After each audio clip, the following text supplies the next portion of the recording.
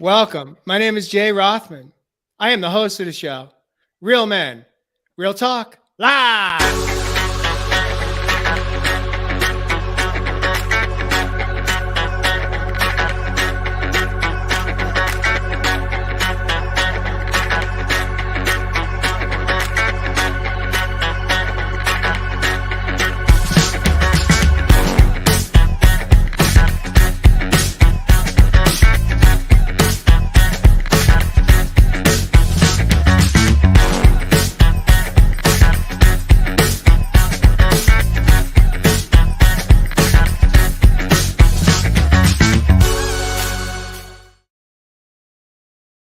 Welcome back. It's Thursday evening, actually, in the US of A.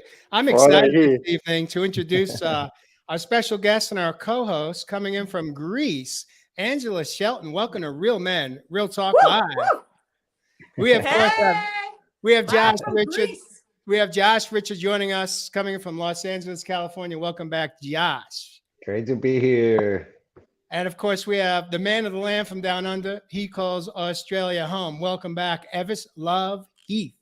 As always, brothers and sisters, thanks for This- having me tonight. Looking this forward evening- to diving in. Jeff Fasano Diving in. is off. I believe he's doing some kind of photo shoot, doing some business this evening. But God, we are so honored. Episode 125.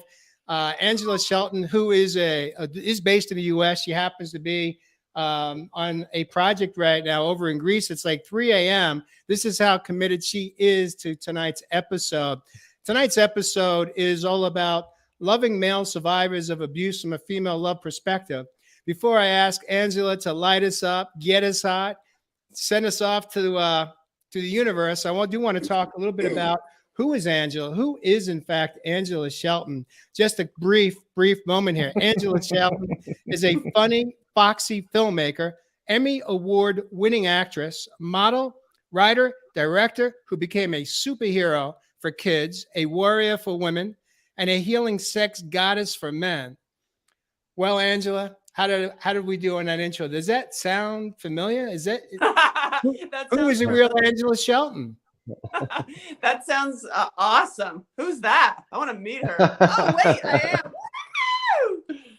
I am in love with my life. And I love that you are having me here. I've wanted to talk with you guys for so long, and I really appreciate you having me on. And I'm a huge advocate for men. I love me some men. And to light you up, I have been traveling and speaking to survivors for over 20 years. And there was always the one dude, always. There's many more than one, but that waited until at the end of the event that other people assumed was like some creepy perp. And I'm like, nope, that's a male survivor. And every single time they would come forward and they tell me their story. And I'm like, I love all of you and I'm here for you and I understand. And what is your definition of a male survivor, Angela? Honestly, life. Because it's spiritual abuse, it's domestic abuse, it's witnessing abuse.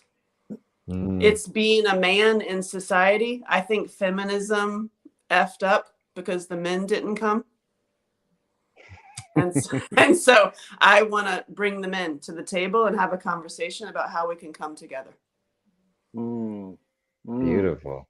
Sounds like you're doing a lot of work, my sister. Some good work over there. What's currently happening in Greece? 3 a.m. in the morning. Well, I could go out partying right now in Greece, but I am here on a mission trip to raise money for the only women's shelter and the only children's shelter here. And so we did a fashion show and a big events to bring awareness for it. And the moment I landed here, every single day, a perpetrator network has been caught. Wow.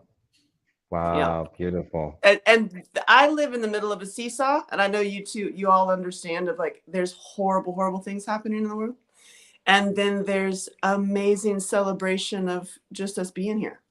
And there's something in Greece, they say like, have a coffee. Life is fine. I have a coffee. So there's have a coffee on one end of like, it's amazing. And then there's you live in terror on the other side. And I try to be balanced in the middle and just bring love as much as I can. and I appreciate you. And we need to come together. Beautiful, sister. Yeah. And Angela's website is incredible, and the work that you're doing is fantastic. I mean, seriously, you've done so much over the years, and it was quite impressive. So I encourage all of you to go check it out and look at Angela's work, because she really has a huge body of really awake, aware, amazing work for survivors, and men in general too. So thank you for all the work you're doing. Thank you. I'd like to ask you, Angela, real quick, if you don't mind. As I shared, your bio is pretty extensive and impressive. But I think our viewers would be curious to know, why did you get into becoming a philanthropist and doing the kind of work that you're doing today? What was your drive? What was your motivation? I made my documentary, and I was a model and an actress, and I was always a writer. I started out as a writer, and I became a model. Figure that out. And then I was acting, and I made my first movie, Tumbleweeds, and I wanted to survey women in America, and I thought it was going to be funny. And so I just drove around the country, and I met every Angela Shelton who would talk to me. And I thought it was, who are you, where have you been, and where are you going? That was my survey. And it turns out 70% had been victims of child sexual abuse, domestic violence, and or rape. And one of the Angela Sheltons was tracking sexual predators. And she lived in the same town as my own bio dad, who's a child rapist, who I hadn't seen since I was 14. And we arrived on Father's Day. Wow. Like I'm a screenwriter. If you put that in a screenwriter, they'd be like, wow, it's a little too easy. And so that movie threw me into the belly of hell, and I will never be the same. It changed what I do. It changed what I spend my time on. And then that made me start talking to male survivors. And because my brother was also a victim of my dad. And then men started coming forward, and I started to see a disconnect with the hatred of men and the whole like male toxic men. And I'm like, you're using that a little bit too much, ladies. You need to dive deeper. And so I dove deeper, and I've been diving deep for the past 2 years, specifically about men and sex. And that I'll never be the same. I'm. And what have you uncovered, or what has been the most, I guess, shocking or fascinating or thing that you've found in these last few years of diving into men? Well, she's single. She's been a lot of men. No, that's the wrong impression. I have seen that, wow, people need to be more honest, and they are not. And there's so many men who desperately need affection and nurturing. And they honestly, they have a hard time saying that. So I'm going to say it for them. And the biggest one is like the power, the perps also talk to me, and the ones that are rageaholics, and they throw things across the room, and it really showed me when they started speaking to me that they want to do some pretty deviant sexual things and be really actually submissive. And it's just like, wow. So I've had this just awakening of, number one, do what you're called to do. Live your true purpose. Don't worry about what anybody else is doing, because they all have their own issues. Because the same dude who's throwing I've been married to him a couple times, you know what I'm saying? Like that's been throwing things and like having rageaholics is the same guy who is actually secretly submissive. Like, what? So my brain, and like, I always go back to my grandma, because I do like comedy about my grandma. And my grandma is a perfect example. She's the one that says, you ain't going to do it. You're going to come home. You're going to fail. You ain't going to do it. Nobody in this family did that. Is the same moment she comes in from the other side. I love what you're doing. You're doing it for all of us. I left you some biscuits 2 miles down and $5. So it's like, do what you want to do, people. Like, just be honest. Be honest about, because there's somebody for you, really, and it's you. It's interesting, sister. What I pick up, you talk a lot about men being in shame, around some of these things. And, for a lot of these brothers that I help, I was actually doing a workshop last week, and there was quite a few brothers in there that were happy to actually express themselves pretty vulnerably in an open room. But like you said, behind, like in the recess session, in lunch session, they would come and speak to me on a much personal level. What do you feel there's just so much shame wrapped around, specifically what you're saying then, particularly around the sexual energy? Well, I have theories about it, and I believe that it goes all the way back to your mom. And I think that women are going to save us, and women have got to be better mothers. And every single one of the men that I've spoken to that has deep core wounds, they have a kind of a shitty mom. And so it's really taught me to be, I'm constantly like, how can I be a better mother? How can I be a better mother to myself and my own daughter, and put that energy out to inspire, instead of hating on men, get into your full goddess energy and heal them. Heal them. Like, we have, the yoni is divine. So heal the men, women. Side note. Oh, Jay, you're muted. You're muted, Jay. Gosh, you do that really well every week. Thank you for having my back, brother. I want to ask you, Angela, I'd like to invite you to expand that. In other words, when you say they have shitty moms, we have a pretty wide variety of women that watch our show. Yeah, I don't want to be and many of them are moms of young children. So if some of those moms and fathers are watching tonight, what is it that, from your experience and from the research you've done in the lab and in the studies and in the documentary and all of the other work you've done on your travels, even now in Greece, what is the commonality that you define as that shitty mom? Is it that they're not nurturing and nourishing their children? Is it they're not? They take out what happened to them on their son. So because I mean, pick a woman, and it's like the majority have been through sexual abuse, child sexual abuse, domestic violence, whatever. And instead of healing their own stuff, which is all, I'm like, please heal your own stuff and be a sacred space for your kid instead of taking it out on them. Does that make sense? It's like you're making your son pay for what your dad did, or your uncle, your grandpa. And I think oh, sorry. Go ahead. No, I think it can go the other way as well, where the mum may have been too nurturing and had the child under the wing for so long, because that caused a lot of codependency, even in with my life. And mum had me under the wing for so long, and it was just like, mum, just let me leave the nest, let me take the jump. Did that go back to her core stuff of not 100%? Yeah, I totally agree with that, 100%, because obviously she wanted to give us boys the stuff that she didn't have, quote unquote. Yeah. There's a balance.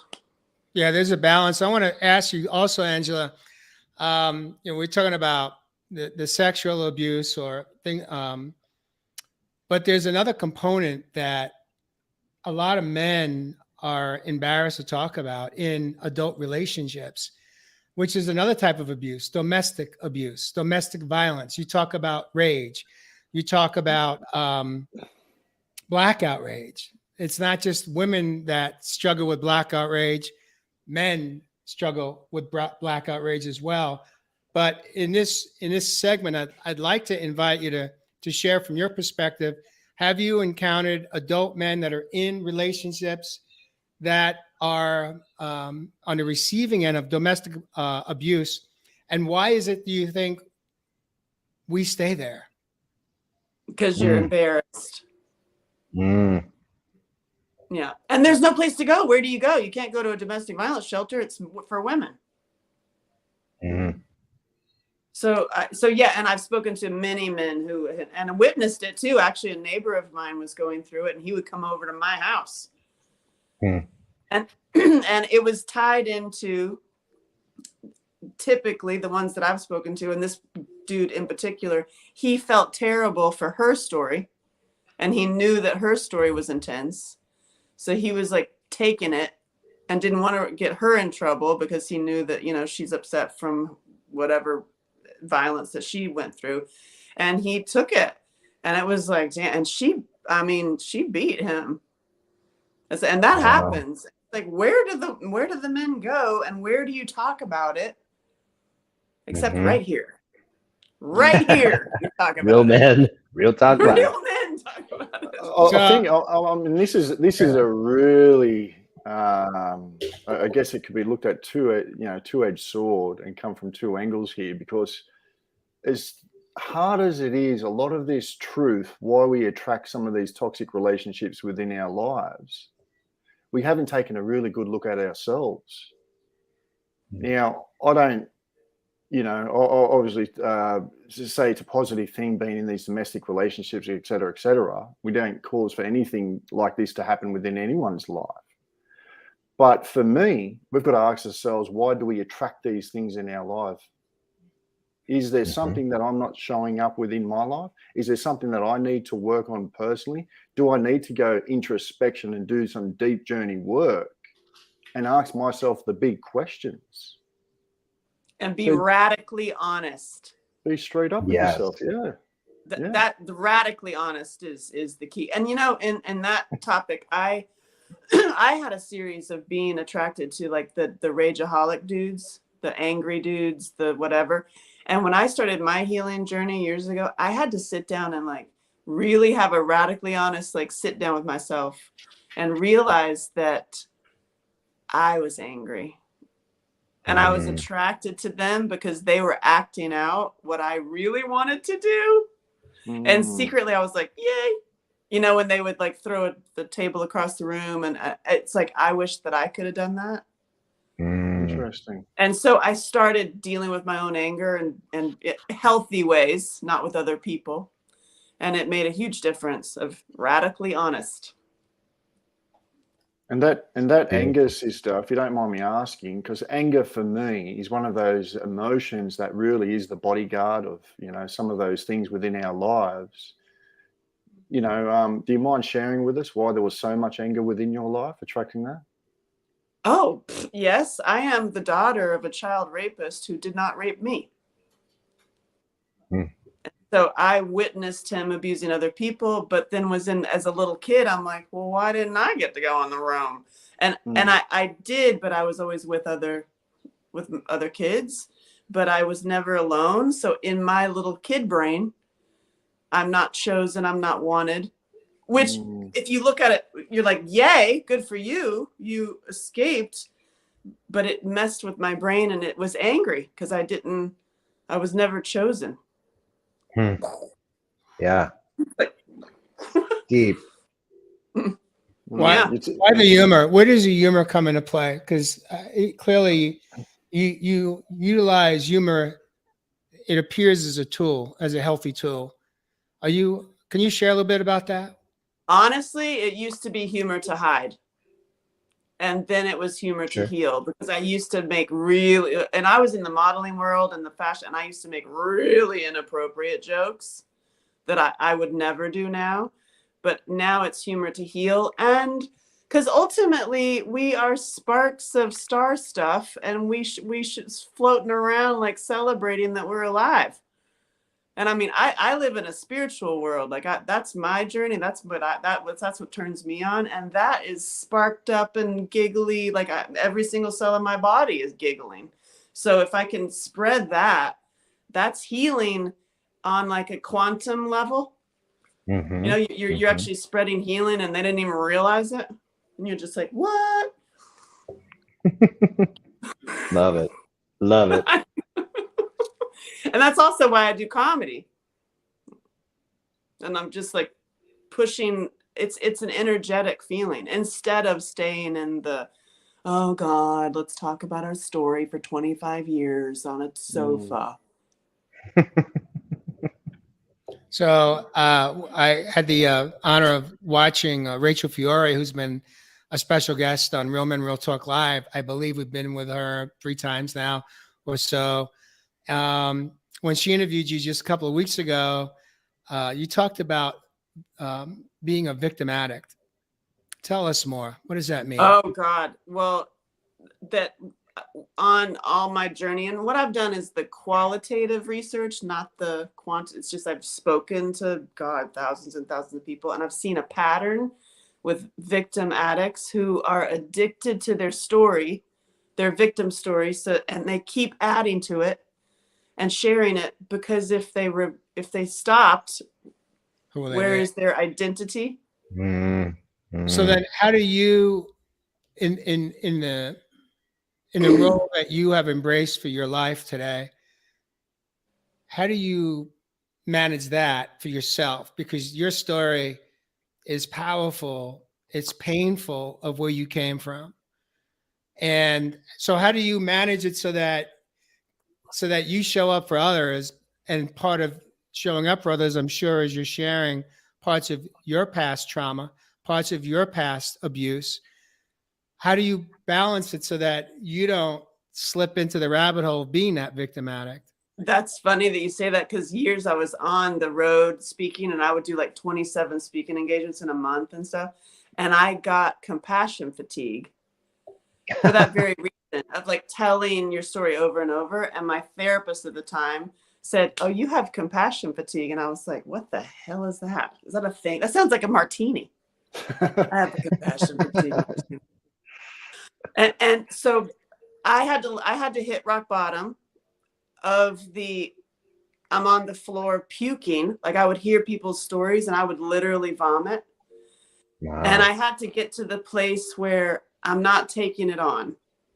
I'm not taking on your story. And Greece, actually, being here in Greece has been my final little, well, it's never final, right?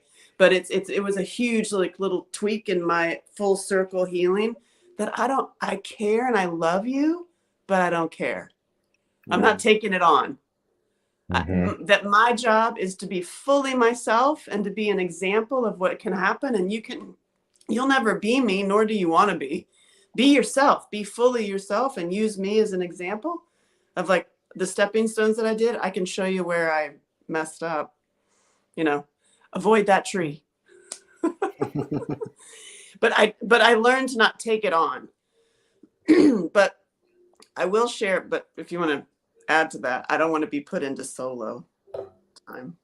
Why does that feel like a timeout? Oh, I love you, Angela Shelton. You are so beautiful. I love how you show up. Let me ask you this: before you really embrace the humor to navigate, how much do you use sarcasm? How often did sarcasm peek through? Oh, angry sarcasm, a lot. Yeah, angry sarcasm. Yeah. But really, my awakening that changed everything and actually ruined my career. You know those aha moments that change your career forever? Yeah. It was Charlotte Castle. She wrote Women's Sex and Addiction and the Search for Love and Power. She became a good friend of mine. She recently passed away a couple years ago. And she wrote this book. And I wanted to read it because I love her.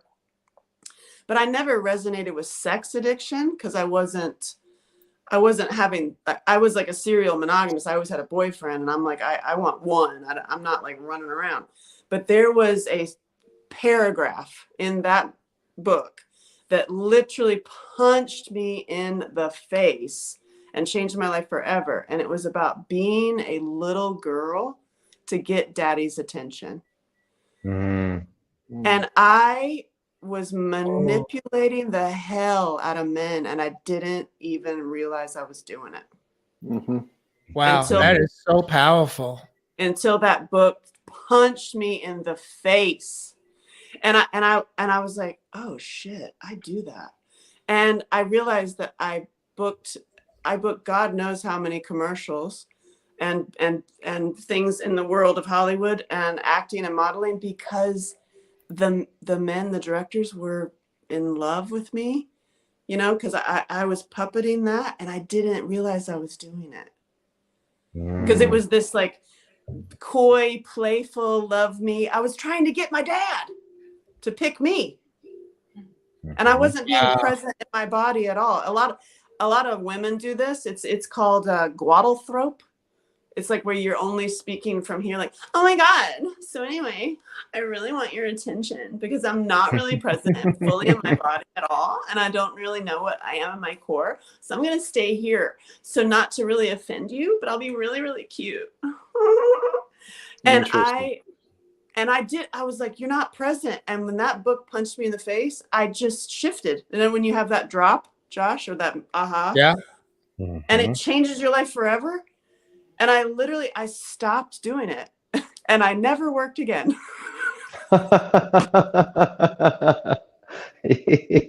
You healed yourself out of jobs. I literally never worked again. And I became a director. We have a viewer that's got a question for us. Switching gears here. This male viewer says, his name is Facebook user. Welcome to Real Men Real Talk Live. He says, my mom was totally inappropriate with me on so many levels. The rest of my family is in delusion. I have turned into the bad guy. How do I find a divine mother that represents the healthy feminine? Now, when he says the divine mother, I don't think he's out there seeking to find a new mother. He's an adult male. So just to preference that. Who wants to take a stab at this? He's asking a question. How do I find a divine woman that represents a healthy feminine?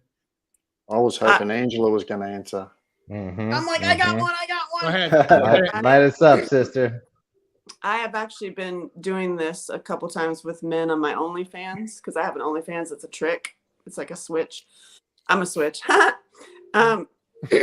If there's a meditation that you can do where it's simple just to stand with your feet on the ground, no shoes, ideally, on dirt, ideally, or sand or grass. And you breathe in. So you're breathing in the energy of the earth up through your feet, all the way through your body to out the top of your head. I mean, obviously I'm accelerating it. I could do it faster, but it goes out the top of your head.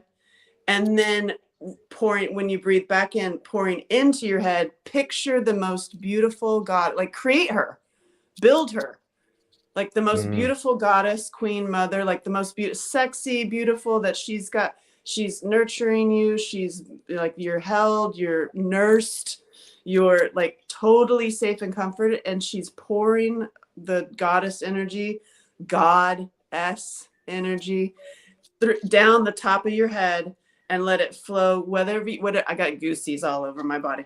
So I like to picture it like gold, but like not the gold that would kill you, or like gold energy through the top of your head, down through your body and out to the earth again. And if you do that, like a cycle, I'm telling you like an accelerated way, but if you literally like breathe in, so you're taking the energy of the earth and it's going through your body and out to the sky. And then the goddess is pouring it down into your head. If that will be a meditation practice, you can heal that mother wound, because you don't go out and try to find a girlfriend or a wife to do it for you. You got to do that. Just like and also you can adopt people. I adopted parents. That's a good one. I adopted a dad, and it was the most healing thing ever. And I also adopted a mom. So find the good people in the world, say, hey, can I adopt you? Do a little certificate. I love that meditation. Love that meditation. I do it's a great one. I do. Sorry, sister, go again. It gives me goosies every time. Yeah. And I do it. I do it for my own. Yeah, I love actually doing a quite similar one for the root chakra, base chakra. And I connect with obviously Mother Earth like you have there. And in my culture, we actually say Father Sky. So I get both of those sources. and actually meet in heart space. And then I Oh, get all of the people that are in the particular session to start seeing any worries, any troubles, any fears, any resentment that they've held of that energy in the past, to bring to the heart with those two lights coming from Father Sky and Mother Earth. And then when you start to envision and start visualizing this connection, this beautiful divine connection now going through the base, down the spine into Mother Earth, start seeing those roots spread out to all the trees. So then you start to become more connected. What I see with, particularly what you're saying here with men, is this sense of belonging and this fear of not being or being alone, but not having this sense of belonging and being nurtured and cared for. When I was going through a lot of this stuff that we're talking about, you know, when I was doing the deep journey, I went out on country we call nature here in the land down under. And in my culture, we always knew that we were never alone. So when we have this beautiful deep connection and we see those roots piercing from that part within our body, and we see that it connects with all of her divine, loving, nurturing, caring energy, you will never be alone. that's also integrating masculine and feminine, 100%. which makes some great sex life, people. Talk about which sister. I'm interested in this OnlyFans. What's going on here? I help men get off of porn. Wow. By providing porn. That's a big subject. Big subject. How do you do that? I have long articles that you have to read, like, and now I'm putting it into a book, and the book is sexy, and there's some sexy photographs, but they're not gratuitous. They're more like goddess energy, right? And I basically exactly what you're saying. Like, I help them integrate the masculine and the feminine and be fully nurtured. And then I learned that I'm testing. I mean, really, it's like doing research. Like, how can I help you more? How can I realize that you're coming to me because you think that it's like a sexy opportunity. And then you're like, oh gosh, like the testimonials I'm getting of like, oh man, I'm off of porn now. I'm over my obsession with my ex-girlfriend, but I'm really attracted to you. Can I move over to only listen to your audio now so that I respect you? I was like, and for women too, integrating the masculine. So you get away from this, like, oh my God, I really like need a man to complete me. And because I'm not fully in my body because I have my guadal threat going. And when those women integrate their masculine, and then the men who are afraid of their feminine integrate their feminine, I mean, that's actually, you're like a complete person. Let's talk about that, Angela. What does it mean to you for a man to integrate his feminine in a relationship? I'll give you a perfect example. Just, I don't want to tell too much about my personal life, but we could go there. We have another 30 minutes. Being completely honest. And I break it down simple, like, okay, just to stay with simple terms, like, where are you resonating? Are you resonating as a king, as a prince, as a knight, or as a good boy? So like, are you like, I need to conquer something, I need to be worshipped, I need to play with some power, like the prince feel, or I'm a good boy and I need to be nurtured? And just those simple, so you're not going to be judged, like pick one, you know. And same with women. Are you feeling like a queen or a princess or a warrior or a good girl? And when men can literally honestly say, actually, I just thought about it and I had a really bad day and I kind of want to be babied. And honestly, just to put that into the bedroom, like nurturing, like to nurse a man, honestly.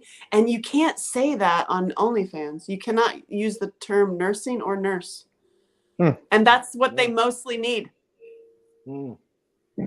and to be held and like, and to heal that bit, just like a woman wants to sit in your lap, some piece of her, and be held and comforted. And when we can safely merge that into our sex lives is like, I think what's standing out for me in this moment is like, Well, hold on. just being- Angela, why did you laugh when Josh just said that? Where are you going? I had the impulse to be like, I'm standing up too. I'll behave. Behave. Not totally though. We like this part of you. Not totally. You have, you know, we're not being I don't think we're really being filtered. So meaning just be you. I know you are. Josh. Go ahead. Well, now, especially after Greece, I'm fully me. And if you got a problem with it, I really don't care. There you go. Because, you know, It's your I know what problem. works for me. I know what people talk to me privately about. And then in public, well, I mean, you're working with kids and you're working with survivors and you talk about sex and it just doesn't make any sense to me. Is the same person who comes to me privately. Can you tell me about that yoni stuff you were talking about, please? There you go. Yep. Yep. Go ahead, Josh. You're up. You say you were What- gonna. What's standing out for me most, I think, in this conversation is being brutally honest with ourselves, which means taking a look inside, honoring what's going on, and those could be fears, fear being alone, fear being, you know, whatever, looking at it, and then being able to state that openly to a partner or even friends or a parent.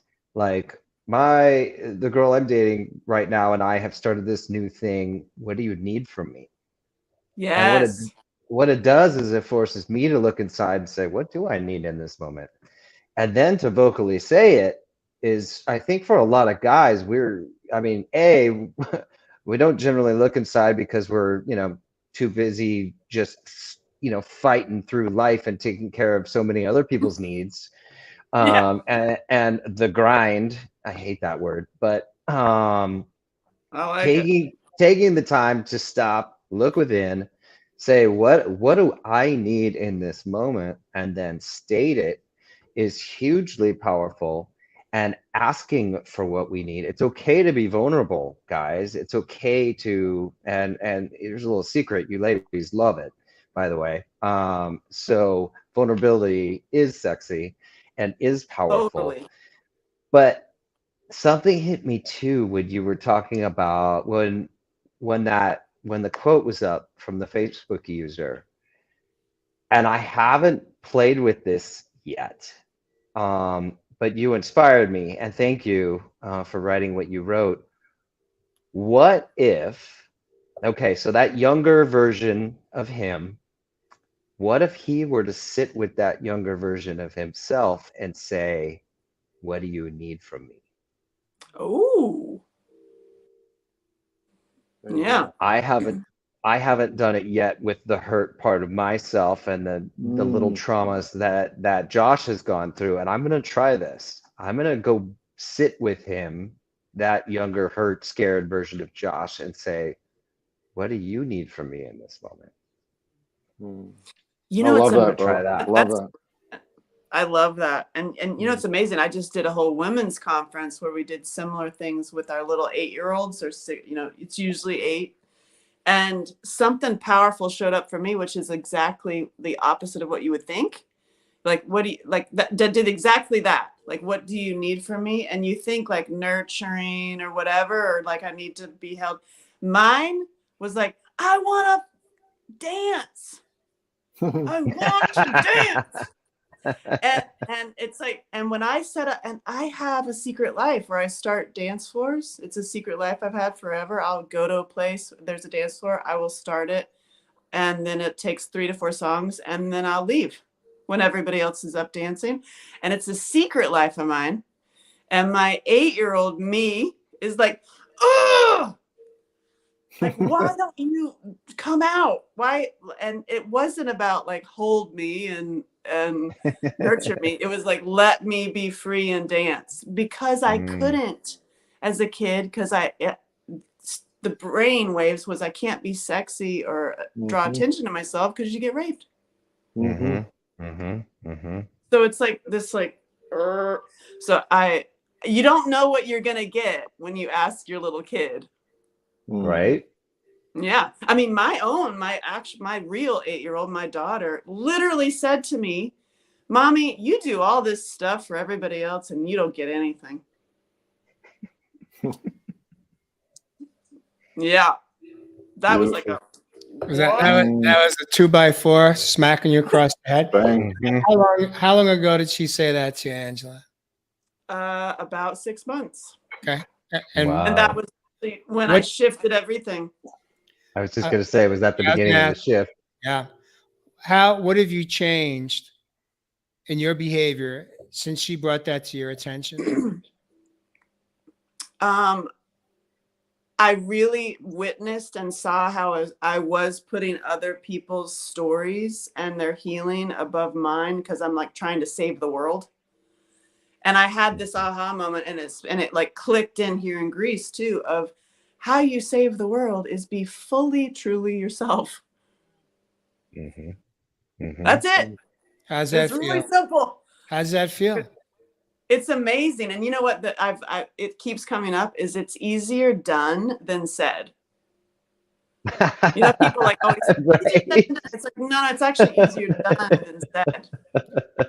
What does that mean for you? How is it easier done than said? Meaning, what do you got to do to show up differently for yourself? How do you do that? What does that look like every day or today?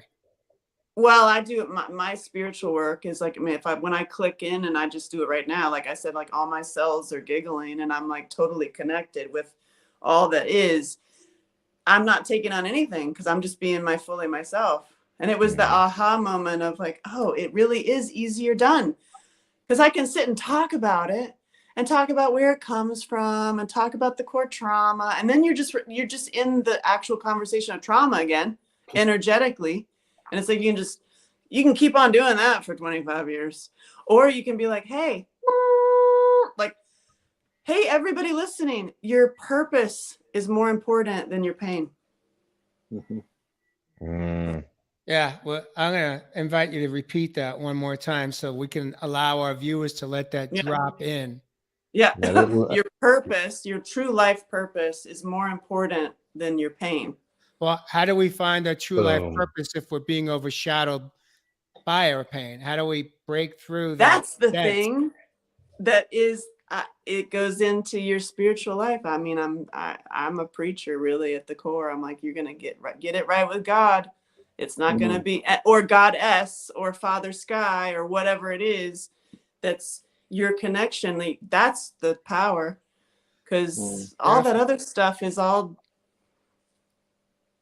it's like you're in a web. It's like you're wearing like little glasses, you know, that you can't see because you're seeing all your projections and all your past traumas, and you know, you have to take the glasses off and be clean. And that is easier done than said. Beautiful. Love that. Mary Kelly coming in from Sedona, Arizona. I recognize that name. She says, what if you don't feel connected to the inner self? How do you do that? Well, you got to get naked and go out into the desert, my dear. Or seriously, or come to one of my retreats. Or really, you got to be radically honest. And life is like an Excel spreadsheet, right? We have all this stuff, and we witnessed trauma, and we went through all this stuff, and you are going to have pain, and you can't connect with yourself, and you're going to have addictions, and you're going to be married to your dad repeatedly until you change the equation.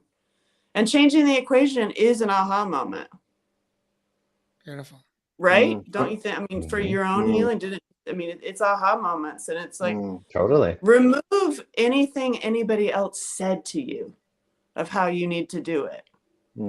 Because it literally might be you just Yep. go get naked and go skinny dipping and like, dear God, Jesus, save me.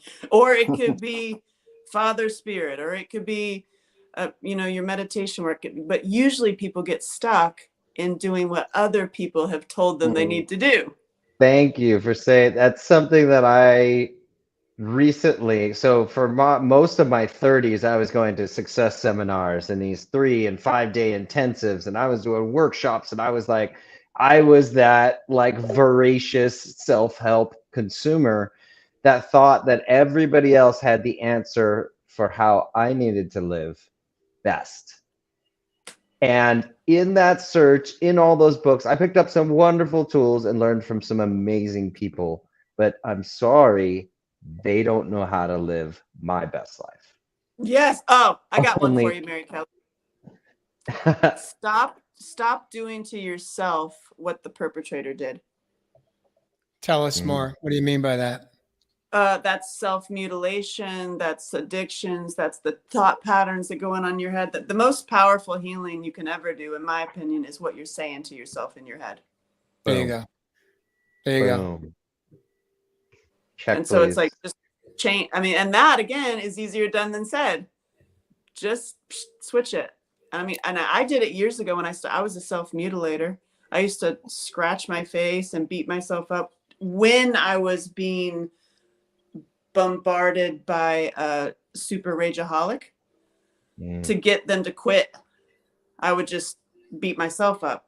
And it's like, and when I saw that all the negative thought patterns that cause that are, you're worthless, ugly, stupid, how'd you do this again? All the little hamster on the wheel, negative thought patterns. I was like, I had to pick something that was completely different, like polar opposite than that. You can't say, I'm fine. So I chose, I'm a goddess, which in my brain, I was like, goddesses do not have beards. The joke for women with chin hairs, they would be laughing right now. But I just kept saying it. And I put myself as the subject of love songs instead of pining for some dude like women do. Oh my God, I really need that guy. You're putting the guy when you were whenever 16 or whenever, as the subject of like, I will always love you, or like pick the cheesiest song you can pick. And I put myself as the subject, as if God was singing to me, or my higher power, or my 80-year-old me, was singing to me. And that fired off neural pathways in my brain that actually, okay, I can be a goddess. And look at me, I'm 50. And I stepped into that, and I literally am a freaking goddess. I'm like, damn. And that was all my brain and what I was saying to myself in my head. And it changed my body. It literally changed my face. Like, you can watch pictures of me from years ago and see how my face changed. Mm-hmm. Speaking truth. I love it, Angela. It's so easy, right? And we get so caught up, and like, I get in trouble. I even have a comedy cooking show called Stirring Up Trouble, because I was like, I'm just going to embrace it, y'all. Stirring up trouble. I'll be in trouble because I'm just speaking the truth. And right now it's like, I'm speaking about sex. Sorry, not sorry. People hate that term. Sorry, not sorry. But I've seen that I have a theory that if we are not when, and we're so grateful that we're doing it right now, talk about and share ways to have spiritually connected, committed sex, you will erase domestic violence and child sexual abuse, and because it has no room to exist. Love that. And if we taught that in churches, they invited me to speak at a church once in Des Moines. You better be careful.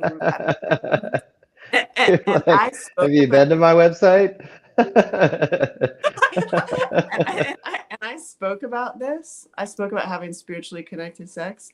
And I got a couple eyeballs, like, and the preacher was like, and it went over amazing. And I got a book deal. There you Crazy. go. So you're back at church? I'm a church hopper. I'm a church hopper. I love going to church, all kinds of churches, and I go to a different one every time. Beautiful, beautiful. I want to ask, switching gears right here, right now. What do you think we can do to help lift men and women out of the traumas of past abuse? And it doesn't necessarily, we don't have to focus just on sexual abuses. This could be emotional, mental, physical, spiritual, and sexual, because some of us have experienced all of those. How do we lift men and women out of the traumas so that they can be free? I think number one, it's what you're saying to yourself in your head, and putting the thought, stop doing to yourself what was done to you. That's like the what? That means, oh my God, I can't be myself. You know what I mean? Like, because you're keeping yourself stunted. That means, getting into the relationships that are your dad or your mom, So, but that's radical honesty though.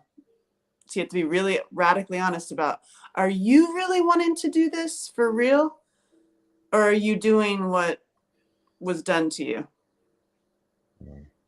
Meaning you continue to abuse yourself through your choices, through addictions, and through the constant static in your head. And I'm gonna challenge people. I'm like, you actually are really brilliant, and you're here for a reason, and you have something that you need to do that only you can do.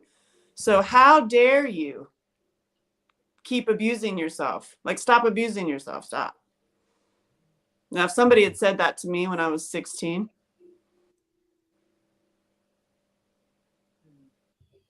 yeah, I mean, I would love people to get that and not have to wait so long. I know, right? Yeah. Big time. Ev, you've been quiet for some time now. What's on your mind, Evis? Holding space for the sister, man. Love listening. Yeah, no, look, I think too, dovetail on the back of that, really being clear and identifying, the trauma that's, been within your life, becoming really aware of it and what's going to trigger it. Because as we know, if we've been through trauma or abuse, it's an everlasting journey. But you're going to have to learn to be able to regulate the emotions that are attached to the events and the triggers or the activations. So when we can start being so aware of some of these emotions, then like you're saying, then we can start reframing some of these thought patterns that we may have been addicted to. Because we literally may get addicted to some of these emotions and thoughts on the journey. Just in the name of being able to feel something. Now, I've talked to a lot of trauma victims, and they say that a lot. That they actually, when they were starting to get abused so much, that it was just numb in the end, but all they wanted to do was really feel something. So I think a lot of this.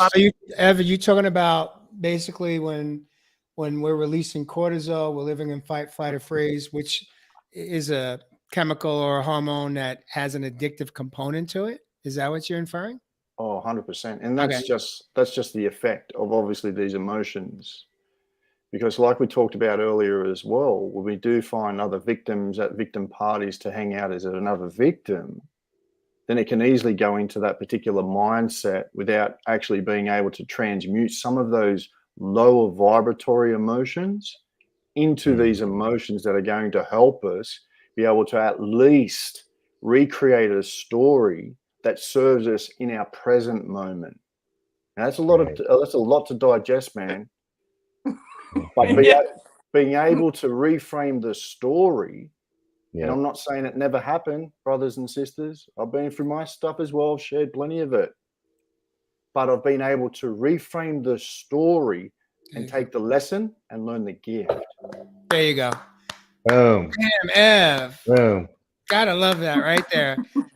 What you just shared is, I'll paraphrase another way that I share it with my clients that I work with in the wilderness, as well as through this screen right here, is that we don't need to spend the rest of our life in denying how bad it was or that those things happened to us, but we change our relationship with those things because we are not that child today.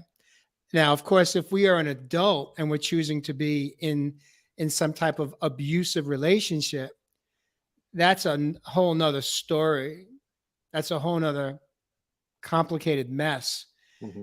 And but ultimately, when we are able to change our relationship with what happened to us and then show up like we talked about earlier in the program tonight and parent that beautiful little girl, parent that beautiful little boy within, and let them know that for however much time we have to breathe together in this lifetime, I will do everything that I can do to protect you.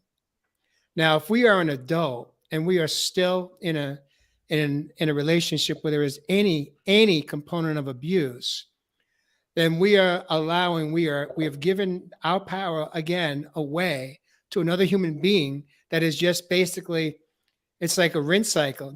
We just keep repeating the same rinse cycle. And if we're always wet, then what? Right? Mm-hmm. Angela, take it away. Hey, I know what she's thinking. Yeah. But yeah, I think you know what you're getting, what I'm putting down. And it really comes down to if we're an adult and we are, look, I'm speaking from my own experience. I was in a relationship. There was abuse in our home. There was abuse in her our on home. you. Yeah. Mhm. And the reason I stayed was because I was embarrassed, not only for me, but the ramifications of what it would mean for the family. And Mhm. it wasn't until I actually stepped out of that marriage and into one of the things I did very early on is I got into a 12-step program for codependency. And I raised my hand every single meeting, no matter what. I knew that for me to save my life, I had to release it. I had to get it out. I couldn't hold it in anymore because it was killing me, physically killing me, literally. And I remember sitting in an all men's meeting in Southern California and sharing a pretty intimate part of my story around abuse. And after I spoke, I got up to use the restroom, and this gentleman, there's two urinals there. He comes in, he literally stands right next to me. We're inches apart. And he looks at me and he says, "Hey, man," he goes, Me too. "That's my story, man. You took it from me." And I go, he goes, I've never acknowledged this to anybody. He said, "You're the first person." Wow. And that's why we show up and do what we do. Oh God, I love it. Because maybe, just maybe, by me having the courage to raise my hand and speak my truth, Yes. right? And me talking about having healthy sex lives. Like you don't have to have that robbed from you. I'm like, hell no. Hell no. That's not robbed from me, or I demand it. We can all have it. Robert Brooker says, "Can we get an amen in the house, sister?" Amen. Amen. But you bring up a really important thing, Jay, because in my healing, it was talking about it, shining the light in the room finally, because, you know, all the shame and all the fear of judgment and I mean, you live in that dark room forever. I mean, that was, you know, most of my life was there. And when you finally shine the light and you're like, okay, this isn't so bad. My friends aren't turning and running the other way. You know, Because they have my the girl, same story. right? Yeah, girlfriend at the time was like, "Oh, that's it?" And you're sort of like, "What do you mean that's it?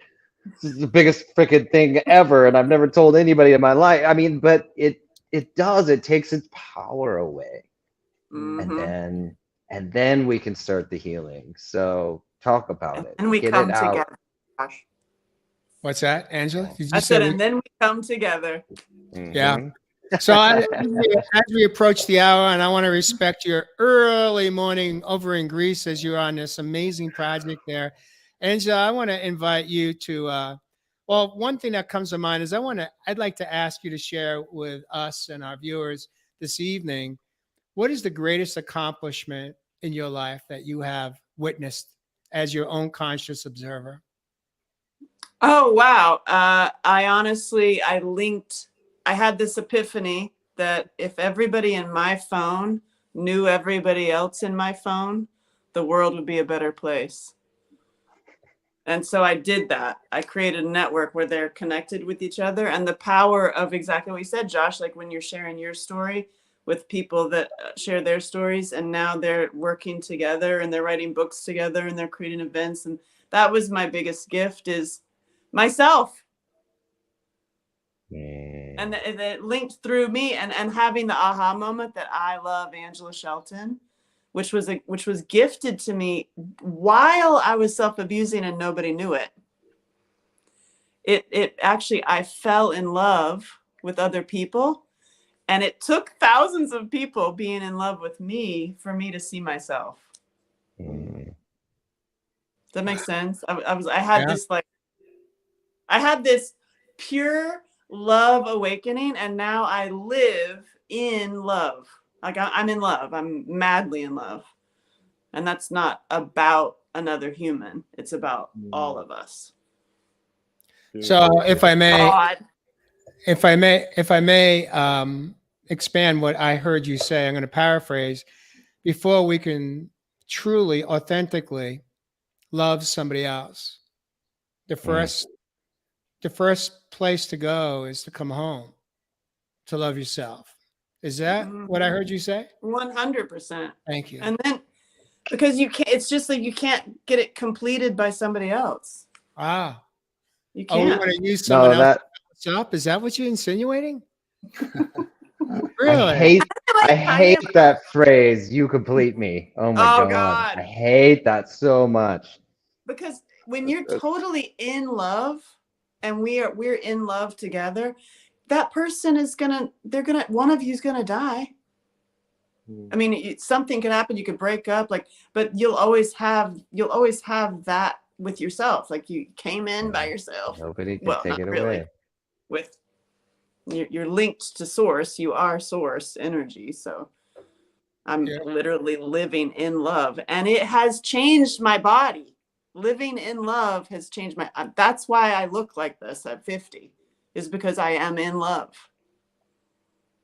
Bing, bing, bing. And hey, guess what? It's free. Yeah, right. I love that. Josh, do you have any closing comments, words for Angela, a beautiful guest this evening?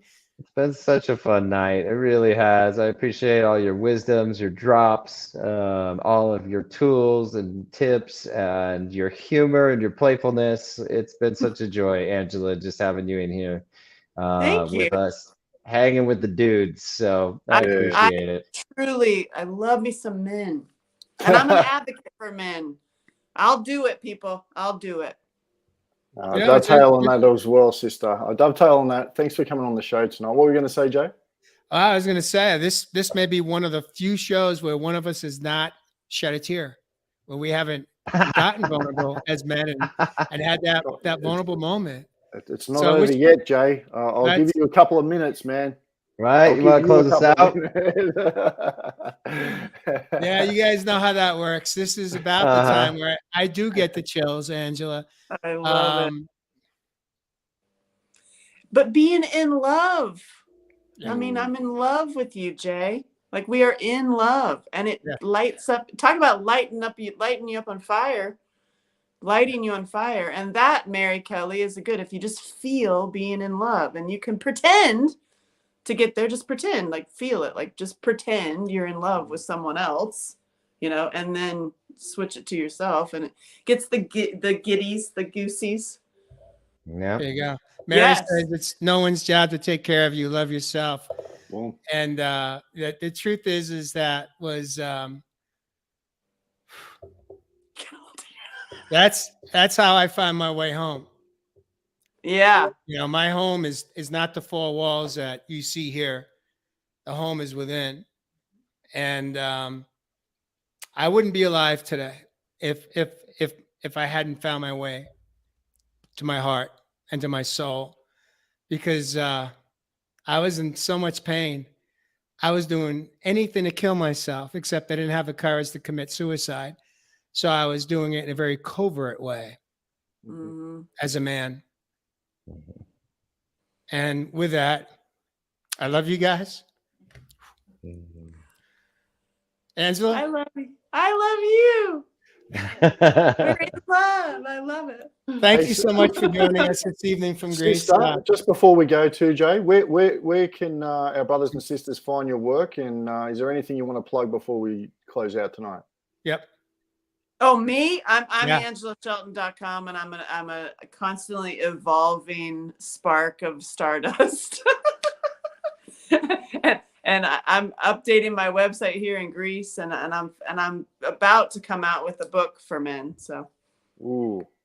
And what's the Yeah. other book you've done? You got a documentary called Searching for Angela Shelton, and I wrote a book about how that changed my life and made me stop self-abusing, called Finding Angela Shelton.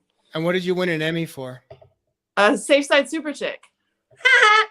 I'm a superhero for little kids. That's Yeah. awesome. And I also am a full, like, hot-blooded female that talks about sex. You can do both things. We love you, Angela Shelton. Thank you for joining us this evening. Viewers, if you enjoyed tonight's episode, if you heard something that resonated with you, please share it out. Share it out with your loved ones, with your friends. Let the world know who Angela Shelton is, and let them know who Real Men, Real Talk Live is. We love you. We'll see you next week on Real Men, Real Talk Live.